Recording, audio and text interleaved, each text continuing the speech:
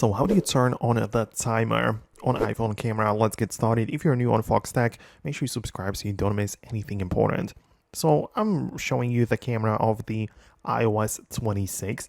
So make sure you update to get that same look, right? So the app kind of changed a little bit, but the point is that you need to tap on the option in the top right corner for more things to appear. So you get like this option, and there is the timer, right? So you have three options, which is 3 seconds, 5, and 10, or naturally you can turn it off.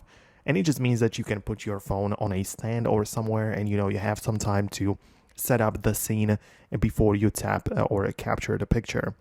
Also, you can access these options not by just tapping in at the top right corner, but you can also just swipe up from the bottom, just like that, and you can see that the very same things are also going to appear, right? So you have the ability to just set up the timer in here. And one last option, in case you are using the Apple Watch with the iPhone, you can also use the remote camera button on the watch itself, which also lets you just control the camera remotely, which is useful as well. But there is also the timer, right? So you just snap it or click the photo on the Apple Watch.